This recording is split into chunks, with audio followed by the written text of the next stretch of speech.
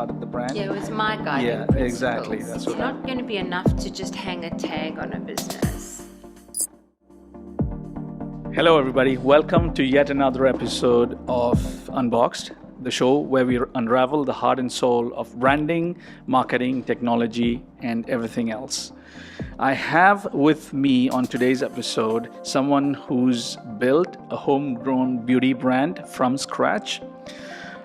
She is here with me, Stevi Lowmass, and she's an entrepreneur, founder and CEO of the Camel Soap Factory, the world's largest natural soap brand made with fresh camel milk. That's right. Yeah. And today you will be taking us through your remarkable journey of how you set up the brand and how you built this truly exceptional brand. Thank you for joining us today, and really appreciate you here today with us. I appreciate that. Now, I've read a little bit about your story. I've listened to some. I've seen some of your videos, and I know a little bit about how you started the brand. So you come from a very corporate background, IT, and then midway through you had a change. You started on. You wanted to get into entrepreneurship, and that's how Camel Soap Factory was born. But can you tell us about the how you discovered this passion for soap making and how it all? I know it could be a little bit redundant because it's a 10-year-old. You've been talking about this everywhere, but just for our listeners, if you could just once again just briefly touch upon, how you found this passion for soap making. And Yeah, I mean, it's not a redundant question at all. Because I think a lot of people do wonder, how do people end up entrepreneurs? And I, in my wildest dreams, would never have thought I'd become an entrepreneur, because I really like the safe. I like the safe life. I like the salary. I like the car. Okay. And my dad was an entrepreneur, and I did not really think I had it in my blood, but clearly there's some genetic mutation Yes. that lives in me. But I mean, to be honest, one of the drivers for me is I had a child very late in life, my first child when I was 47, and I did not want to go back to the corporate world. And I just kind of looked around at a few things, and I actually started a few businesses before the soap factory that were not unsuccessful. They all broke even, but they weren't wildly successful. I tried exporting shoes from China to South Africa, which is where I was born. I tried dabbling in art, which I've always found really interesting, but discovered that the art world is something else, and I wasn't too sure I really wanted to be involved with the people I was meeting. But the soaps, I've always enjoyed natural soaps. I've always bought natural soaps. And it was actually on a holiday in Australia, probably about 13 or 14 years ago, that we came across a place in Western Australia called the Natural Olive Oil Soap Factory. And it was beautiful. It was set in the bush, and it was this gorgeous factory that you walked in, and you could look through this glass pane and see people making soaps, and I just loved it. And at that stage, there was nothing in Dubai for tourists to buy. I mean, I've been here 22 years, and the amount of dates I've taken home is extraordinary. But that was it in the early days. Or you could buy nice pashminas from India, or you could buy really nice little camels made in China. But there was nothing made here that was regional, that truly what I thought represented the UAE. And that's really how it started. But I didn't know anything about making soap. So I Googled best soap maker in the world. Okay. And I found a lady on the internet called Melinda Koss. And I saw she was running some courses in London, and she was running courses about how to start a soap business, how to make soaps. And that's literally how I started, in the kitchen. I did her course. I did her business course, and then I came home and I played until I got what is effectively our signature product. The branding issues are other stories altogether. Yes. That's been a long story as to Yes. how to brand the product. Yes. It's quite interesting because when you look at it from a different angle, I think you have probably a built-in entrepreneurial spirit, because you said your father was an entrepreneur, and I think you were quick in identifying a gap in the market or a need that was was there, and then you capitalized on that, and I think that was a brilliant move, I believe, and because of that we have the Camel Soap Factory, which is a homegrown UAE brand, and now people can take home something that is made in UAE, right? That's exactly what I wanted to do. Yeah. I wanted to have something that was regional, authentic, that was using regional ingredients. Yes. And what could be more regional than camel milk? Exactly. And as it turned out, the product is beautiful. Yes. I didn't know that when I first started playing around with soap. All right. But you live and learn. Exactly. Yeah. I'm going to ask you another question, because we touched upon this before we got on the show. It's about sustainability. Now, sustainability is a buzzword, right? Everybody wants to jump on the sustainability bandwagon.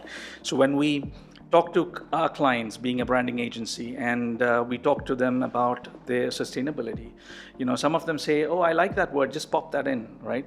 But sustainability is not just about popping it in. It is about creating an impact. It's about change. It's about giving back. It's about being authentic, right? So did you know about this when you started off? And because right now, when you look at your brand, it's a truly sustainable brand, right? It's ticked all the marks, and you ensured that even the packaging and everything that goes into creating this brand is sustainable. So did you have this intention when you started off, or was it just by... Well, kind of by accident in a way. And I think when I was looking at product 14 years ago, sustainability wasn't the buzzword it is today. And it really, what happened with brand and packaging was it was really reflecting what was important to me. And I guess at the time what was important to me was reusable, recyclable, clean manufacture, not throwing plastic away. But I actually discovered our whole sustainability purpose almost by accident when we moved into our first factory. I had to supply a document to Dubai municipality to get an industrial license, and it's a document called, I think, Technical Support Document number 4. And typically companies, when they get an industrial license, hire a consultant to submit this very technical document, except I couldn't afford a consultant to do that for me. So I read it, and it was a bit scary. And then I read it again, and then I started writing it, and it was actually while I was writing it that I went, holy cow, we're good. Yeah. we're really good. Yeah. Because it had questions about effluent and waste. It had questions about, how much, electricity we used. And I think I was surprised by what I saw. And it was out of that actually came our mission, when I realized that what we were doing was more than supplying pretty goods that were very nicely packaged for a tourist market, but actually we had a product that really had a very proud story to tell. And that's how that story happened. Yeah, I think like when you just told me about the recyclable, reusable, the clean aspect of your brand, although you didn't think about sustainability as a whole, but that was always, I think, at the back of your mind when you started the brand. Yeah, it was my guiding principles. Exactly. So so that shows how true the brand is to. I mean, because this was important for you, and this is part of your core values, I believe. Now, again, I think now the brand is positioned in such a way that it's, when you look at the regional goals, the goals of the region and the vision of the future, it's all about sustainability. It's about aligning your brand towards a sustainable future, and I think that's the regional vision, basically. And I think from what you have right now, I think it's clearly right there at the top, what you've made. In terms of branding, because I'm quite excited to talk about the branding aspect of the Camel Soap Factory, because right now when I go onto your website, I can see this beautiful packaging and this beautiful design, and you have a very clean logo, and the messaging is very crisp. Was it always like this, or was it evolved over? Has it evolved over time? How was it in the beginning?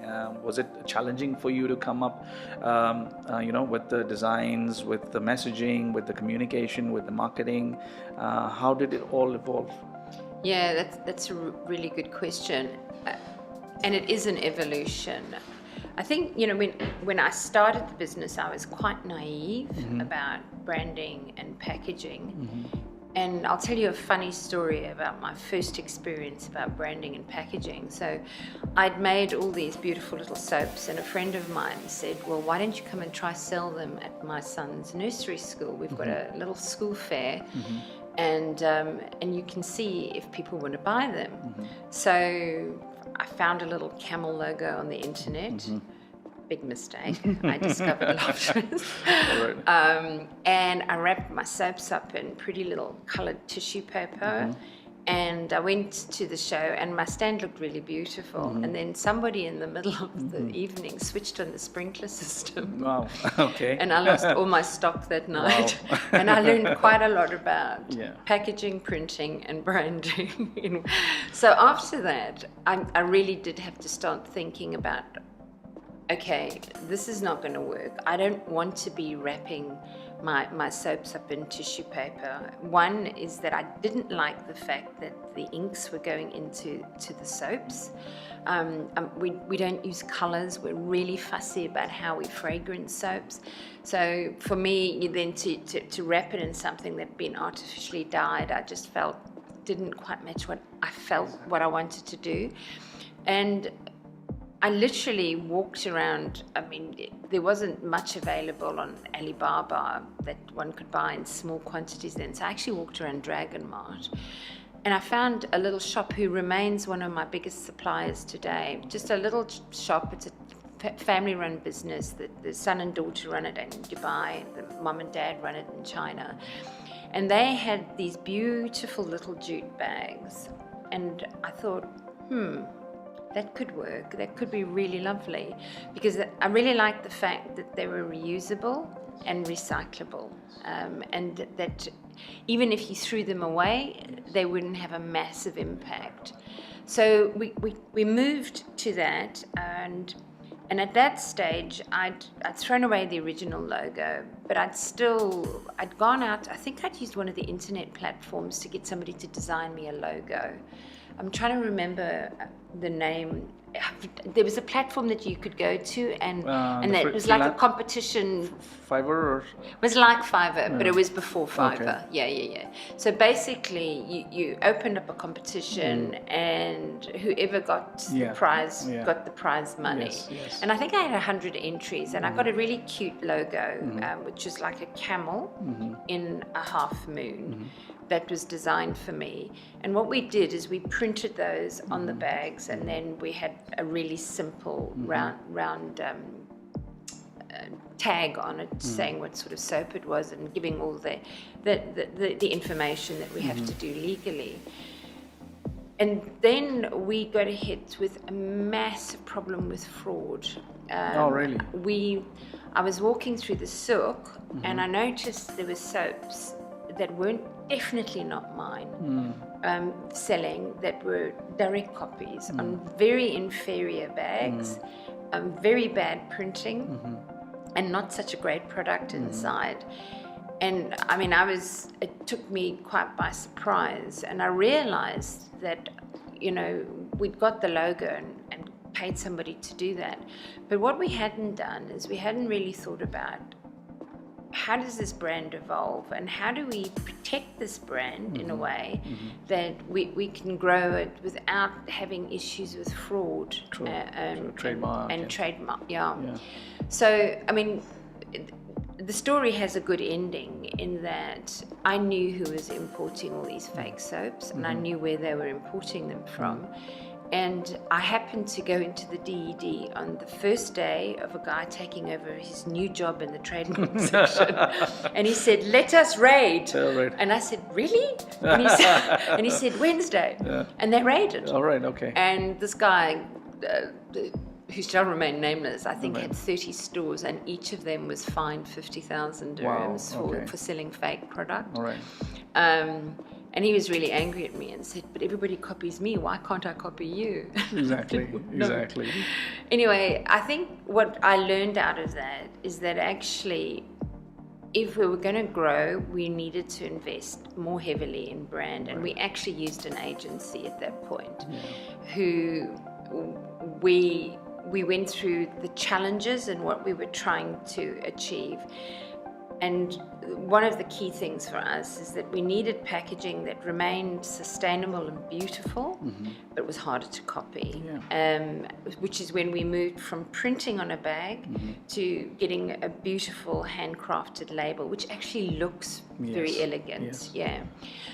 They also changed the logo.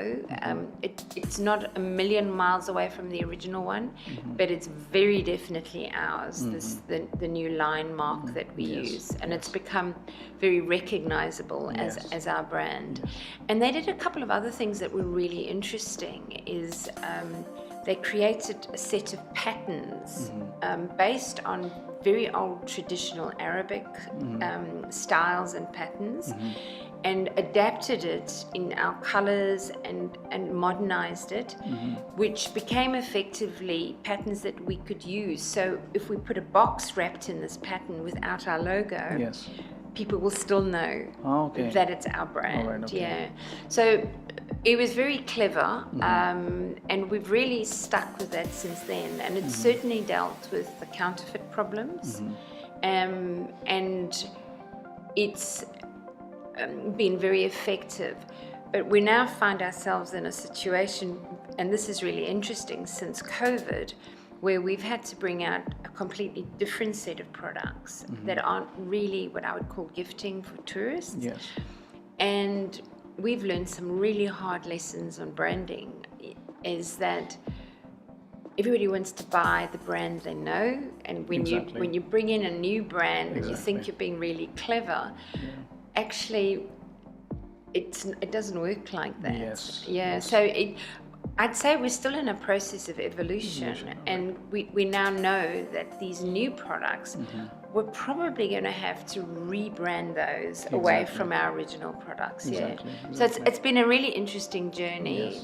Do I know the answers? Nope. Have we been successful in everything? No. But I also think, as entrepreneurs, you have to be prepared to fail to learn as well. Exactly. And I think that's a very important lesson that you mentioned right there with regard to copyright infringement and trademark registration. And this is something we really stress. If you're setting up a business, if you're spending a lot of your time, effort, and money into setting up something really beautiful, something really unique, there's a high likelihood that someone can rip it off in a second, right? So it's really important to look at that aspect of protecting the copyrights, and this is something you've learned through experience, but I think this is something that we would always recommend someone who's starting off on a brand to really pay attention to. Can I interject though? And this is really just a word of warning to people looking at trademarks, is that they're good to have, and certainly having the trademark was a powerful incentive for the Dubai Economic Department to get involved to support us. I think, to be honest, it wasn't the trademark, it just because we were a Dubai company and they were just incensed that somebody should bring in soaps from Thailand and call it from Dubai. But what I have learned, and it is this balance. I mean, we do spend money on our trademarks where we can. It's an expensive process for a little company. So you do need to look quite closely at where and the jurisdictions that you're going to have it. But the other thing is that if there's an infringement, it's really hard to enforce unless you're a massive corporation with a huge budget. So actually, you need it. but don't rely on it and think Yes. that having the trademark True. is going to solve your problems when there's a counterfeit, because it doesn't. It's a process. It's time consuming. There's a lot of effort and time that needs to be invested into it. Like you said, it can be expensive, but what you said is absolutely right. But if in your case, like what you found on the street, if it can help in situations like that definitely helps having a trademark. No, I agree. And Yeah. if a small business asks me, that would be one of my pieces of advice: Yeah. is just trademark it, or at least copyright it. Exactly. Yeah. What I like about your branding is it's very clean lines. I like the white because it shows purity, it shows that it's a clean product, and the sustainability aspect of it, and the products and the packaging that you use. But some of the more recent ones are really nicely designed, and the boxes, the handcrafted boxes, I believe, the gift boxes, Yeah. it looks really awesome. And you sell them online or in the store as well? So we have a slightly different model perhaps to some of the big beauty brands, in that we sell largely through wholesalers and distributors. So we're very much a B2B business, but a lot of our new products we sell on our platform. Right. And some of the gift boxes, the very beautiful ones, are ones that we have made for us locally. Exactly. By an artisan here. And for us, that's also part of supporting the local ecosystem. Yeah. Yeah, I think that's a brilliant idea. Now, from the marketing perspective, did you face any challenges from the beginning, or how does your marketing work? Do you like which platforms are really working for you as a brand, as a beauty brand? And is there any because it's constantly evolving, new platforms coming up, are you available, are you there on all the platforms? How's it been in terms of marketing? Marketing has been a big challenge. Right. I'd say we were very lucky in the early days that we didn't have to do any marketing. Our product was sitting on the shelf as a tourist walked through a gift shop. They came out of Dubai Museum, walked through the gift shop, and there was our soap sitting on the counter next to the till. Yes. So our early marketing, we really focused on product placement. Okay. And as far as possible within the shops that we were, was making sure that we were visible. So we spent most of our money on things like displays. Some of the display systems we bought were successful, some not so.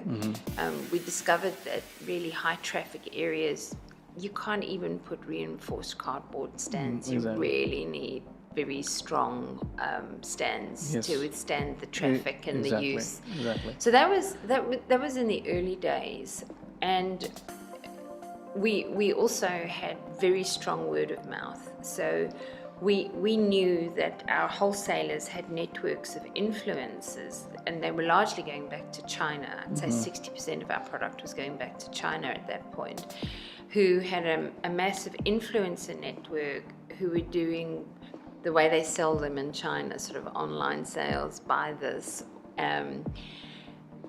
When COVID hit us, we had to completely relook at how we were marketing. And it's been an up and down journey, if I'm honest. We've worked with a number of different agencies to varying success.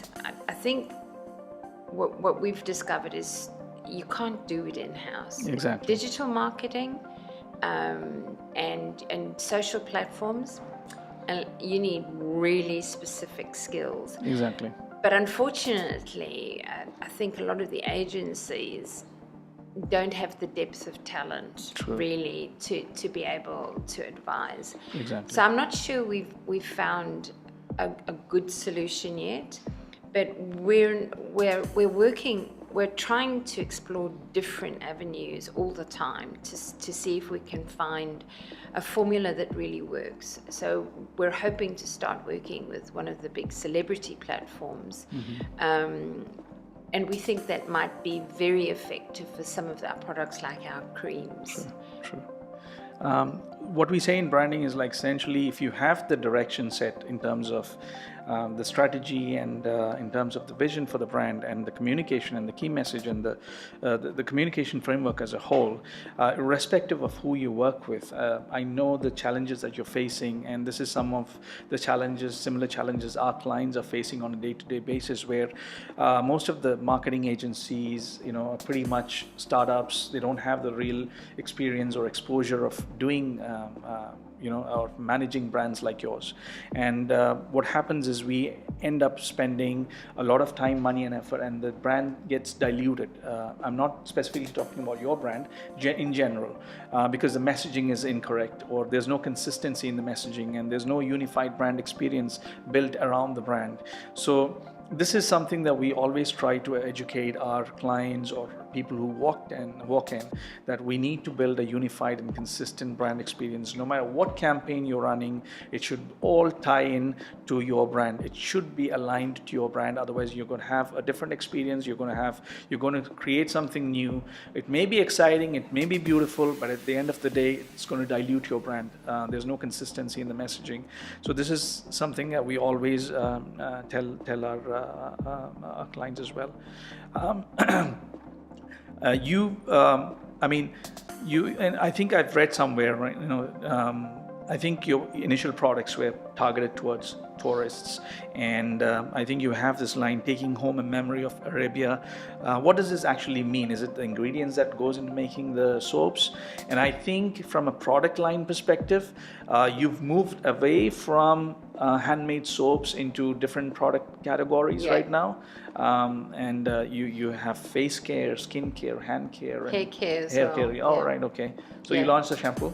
We've launched the shampoo bars. They launched, Okay. Okay, so to go back to the original, you're right. Yes. I mean, our original vision was really, really clear. I mean, I really love the UAE, and I just really wanted people who bought our soaps to take home a tiny bit of the UAE with them.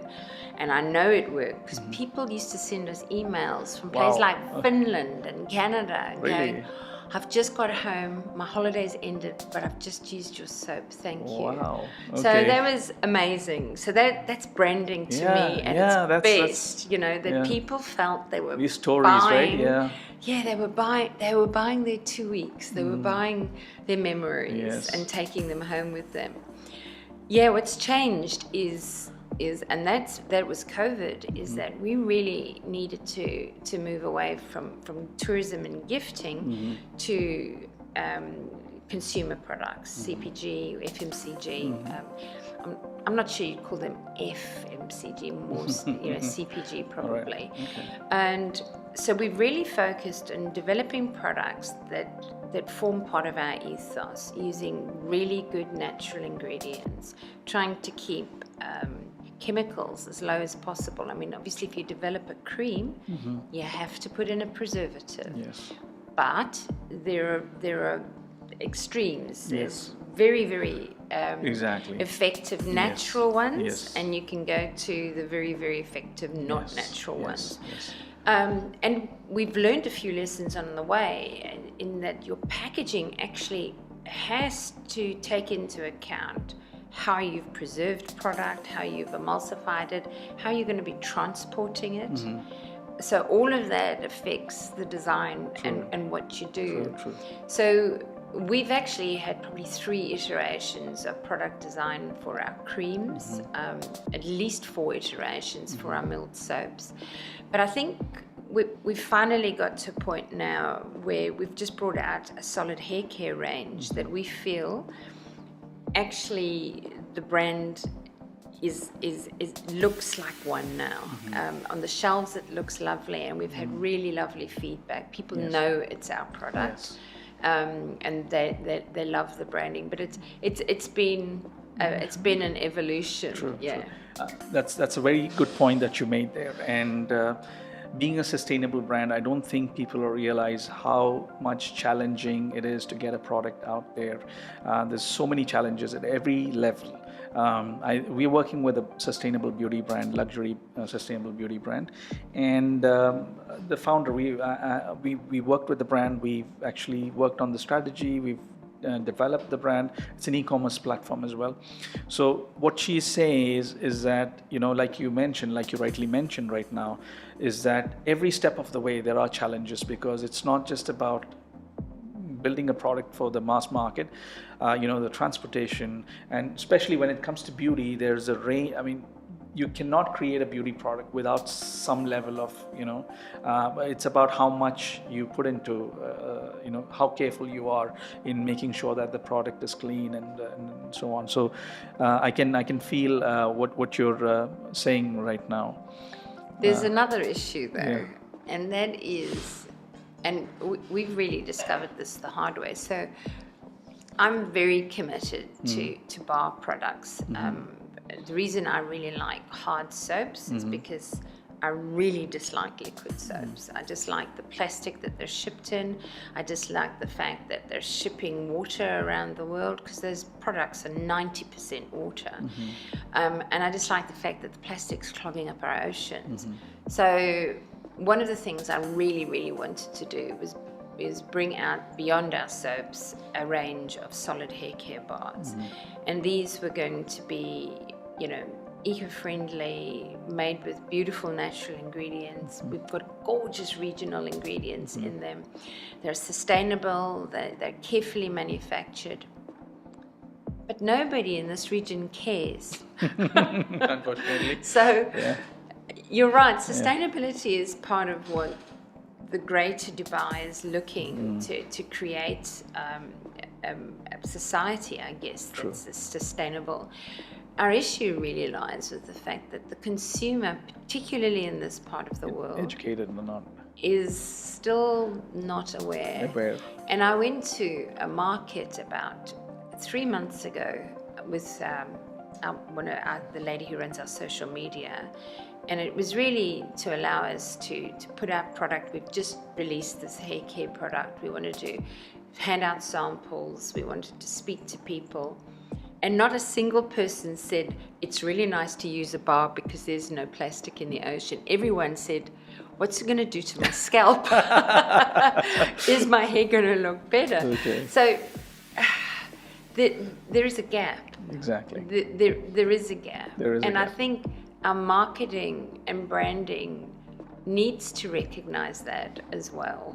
Is that it's not on top of everybody's mind, and everybody wants to hear the words, but they're not really buying it because of that, by the way. Yeah. It's more like a buzzword. It's more like something attracting that catches your attention, but people don't really understand what it means. They don't really care.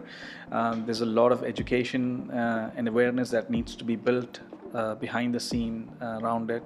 And if a person like you is saying that people are not aware, it truly means that people are not aware, because you're in the market, you're seeing this on a day-to-day basis. No, we've had to change our branding, we've had to change our marketing, we've had to change everything. Exactly. Just recognizing that the consumer here has different concerns. Yes. One thing I want to ask you with regard to one last question regarding the brand is, like, brand is not always about the look and feel. It's also about the personality that you showcase as a brand. It's more about humanizing the brand. What would be your personality, and how would you like people to perceive your brand? That's funny, because when we did our original branding exercise, that's exactly what we had to do. So we had to choose a celebrity. We had to choose an animal. We had to, and believe it or not, Jennifer Aniston is what we came out with. Friendly, approachable, kind of quirky. That was our personality. And in many ways, I think we remain there. In that kind of, we're a little different. We're not, if you're the sort of person who wants to go buy the 10-step Korean beauty brand, we're not for you. But if you're somebody who wants something really effective, pretty natural, that's going to do the trick, and you're not going to have to spend a bomb on it, that's what we go for. So I mean, you like to think that you're going after the green warriors, but actually we're trying to sell to the thinking consumer, is, I guess, our market. You know, we're not cheap. We're what we call ourselves an affordable luxury. Exactly. So we know that really our brand is this lovely, quirky brand, and I wanted it to be a brand that represents the UAE, so that when people see us, they go, "Oh, Dubai, Abu Dhabi. I was on holiday there." Yeah. And I think it's worked because, I mean, for me, when the first time I came across your brand, and then later on, more recently, when I started researching about, and when I came to your website or see the packaging, I can see this coming out, right? The friendly nature and the more approachable. It's a very friendly product. You feel like looking at it, picking it up, and so on. So this is why we would say that, you know, having a personality, brand personality, is important, because everything around it, even right from the packaging to the products to how your team members speak to your customers, everything needs to be aligned to that. It does, yeah. So. And we've learned that if you don't have a consistent language, and that language is color, pattern, writing, talking, people don't know who they're talking to. Yeah, and I would say we're friendly. Yeah. I'm a big fan of very simple names, very easy to remember names. You know, even our brand name Moonbox, it's a combination of two very common universal words, moon and box. I like the Camel Soap Factory because it's very easy for any nationality, any background. People can remember it easily, and I don't think you would forget it. But was there a kind of like, for example, right now people want very unique, very chic, and very innovative names. Was there any thought process behind coming up with the Camel Soap Factory? I wish I could say there was. No. All right. So I'll tell you how it happened. All right. We used to be called Essential Soaps. All right. When we had a trading license, I operated out of Alcoa's. When I needed a factory, I had to get an industrial license, and I went down to the DED to get my license converted from a trading license. And he said, you have to have factory or industries in your name. And I said, I don't want to be called Essential Soap Factory. He goes, I like the Camel Soap Factory. And I went, okay. All right. So that's how it happened. Okay. Are there problems with that name? Yes, there are. And there's some valuable lessons, and if I'm giving anybody advice, here's a few things. One is, do not name your company after your brand. Okay, not a smart idea.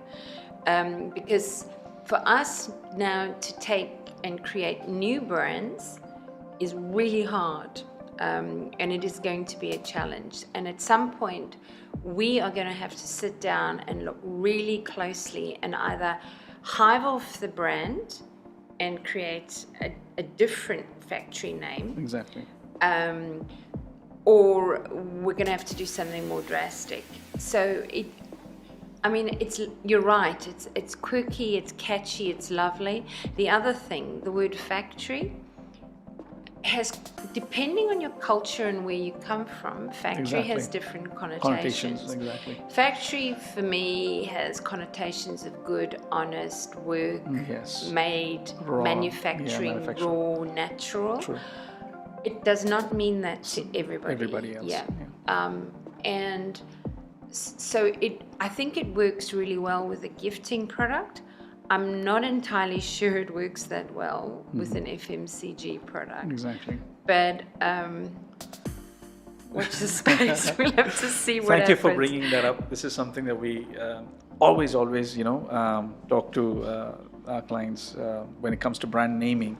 And you've actually brought up a very valid point there. because different names, different words have different connotations in different parts of the world. How it sounds, how many syllables it uses, how easy it is to remember, everything matters.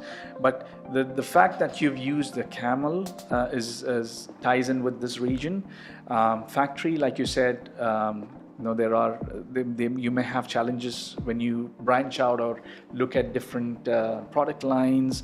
Like you said, now you're launching different skincare products. So again, the soap and the factory and how it all ties in, you'll have to think sit down as a team and think about a strategy on how to drive this. But yeah, the name aspect is crucial when you start. It is, yeah. And our milled soaps, which we now just call the Arabian milled soaps, the first iteration, and this is just an example, it's not that it went wrong, but I think we could maybe have done it differently. But we called our original milled soaps, when they came out, we actually rebranded and called them Sadhu. Mm-hmm. Now, are you Indian? Okay. Yes. Sadhu in Indian means something very different to Sadhu in Arabian. Yeah. And every time I met somebody from India, they'd say, "Do you know what Sadhu means?" I'm like, "Oh, yes, I do." Yes. And they went, "Why'd you call your soap Sadhu?" Now, in the West, Sadhu was just like a quirky name. Yes. So, fine. Yeah. In this region, Sadhu is the pattern. Yes. On that beautiful embroidery, they're called Sadhu. Oh, yeah. So, for an Arab, Sadhu has beautiful connotations. For somebody from India, and from the subcontinent, they'd go, "I'm not buying something called Sadhu." Yeah, so it's really, you've also got to look at where you want to sell the product. Yeah. The market, the audience, everything is so crucial when we come up with the name. Because later on, probably when you launch it, it may sound very exciting, but then when you later on, a couple of years down the line, you want to launch a new product, you want to enter into a new market, you want to get into a new partnership. This is when all these issues will start coming up, and then it's too late. You either have to rethink about the strategy, or find a way of how to solve these challenges. But yeah, I think I completely agree with you, and what you said is absolutely valid. I couldn't agree with you more. I just want to touch upon your entrepreneurial side of things. So what advice would you give aspiring entrepreneurs who want to get into the sustainability and eco-friendly businesses in the Middle East? I think you've got to really care about it, number one. That's really powerful. If you don't... Yeah, you need to care about it. Yeah. If you don't care about it, it'll show. Mm-hmm. So it has to be part of your own core values. Mm-hmm. And the companies in this part of the world that I know who sell on sustainability and have that as part of their core values, the entrepreneurs who started those business, it runs through their core. Mm-hmm. And so that's number one. It's not going to be enough to just hang a tag on a business. It's got to run so much deeper than that. It has to run through the way you lead a company. It has to run through the way you do your admin, whether you print too much paper or not. Exactly. It permeates every part of what you do. Mm-hmm. The other thing is to realize, and this is a hard one, is that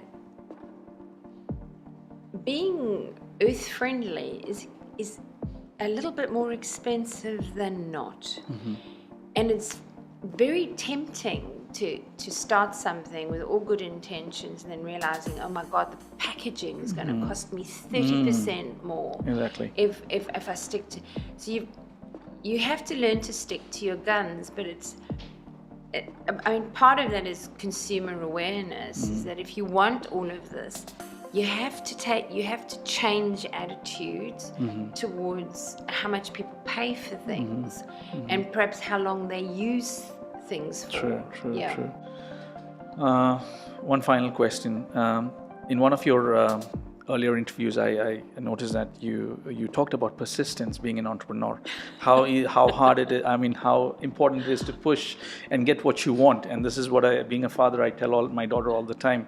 You need to push. You need to push yourself. Don't give up. And she goes, "Oh, Dad, I can't do it anymore. I don't know. I can't figure it out," and stuff like that. I just wanted you to elaborate a little bit more on being persistent, and if you have any stories around that, and because for the new generation, they really don't understand. They give up too easily, and they really don't understand the importance of being persistent in life and getting what you want. So do you have anything on that? Oh, yes.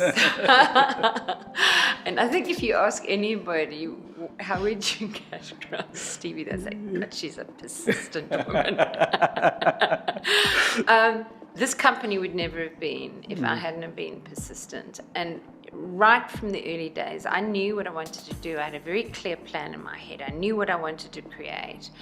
But I knew that I wanted to create the product at home, and I wanted to be able to sell my product that created at home to shops.